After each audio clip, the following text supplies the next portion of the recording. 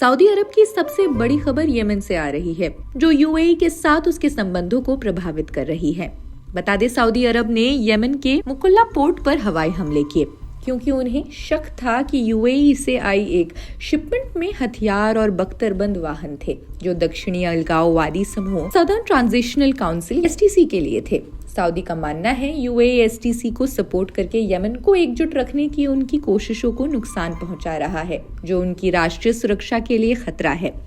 Saudi ने UAE को चेतावनी दी और यमनी सरकार ने यूएई बलों को 24 घंटे में यमन छोड़ने का अल्टीमेटम दे दिया है। यूएई ने आरोपों को खारिज किया और कहा कि शिपमेंट में हथियार नहीं थे, लेकिन बाद में अपनी सेनाओं को यमन से वापस बुलाने का ऐलान कर दिया।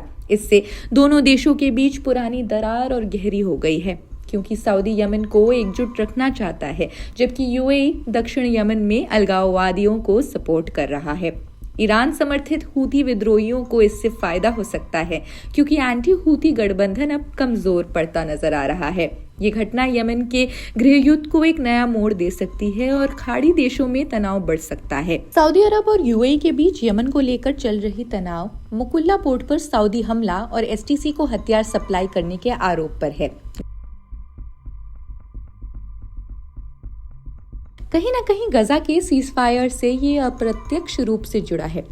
हूथियों ने गजा युद्ध यानी 2023 और 2025 के दरमियान इजराइल और रेड सी शिपिंग पर हमले किए थे, जो गजा में फिलिस्तीनियों के समर्थन में थे।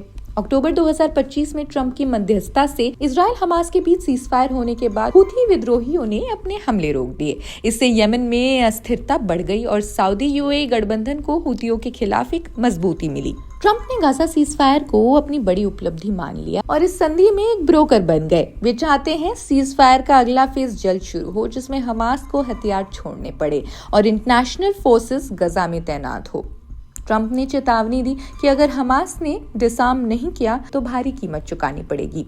उन्होंने कहा हेल टू पे और अन्य देश हमास को खत्म कर देंगे।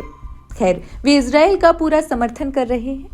उन्होंने कहा कि इजराइल ने प्लान 100% फॉलो किया, जबकि हमास पर दबाव डाला जा रहा है। सीजफायर नाजुक है, अब भी इसका उल्लंघन हो रहा है। सैकड़ों फिलिस्तीनी मारे गए,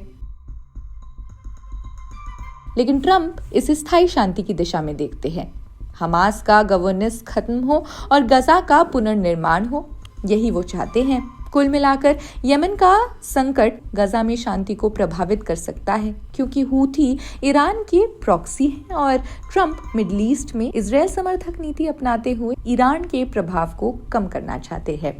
आप इस खबर के बारे में क्या सोचते हैं? क्या अगले साल भी ये सीजफायर कंप्लीटली पॉसिबल है? आप क्या सोचते हैं? कमेंट्स में हमें जरूर बताएं। देश दुनिया की अन्य खबरों के लिए देखते रहे जनसत्ता। शुक्रिया।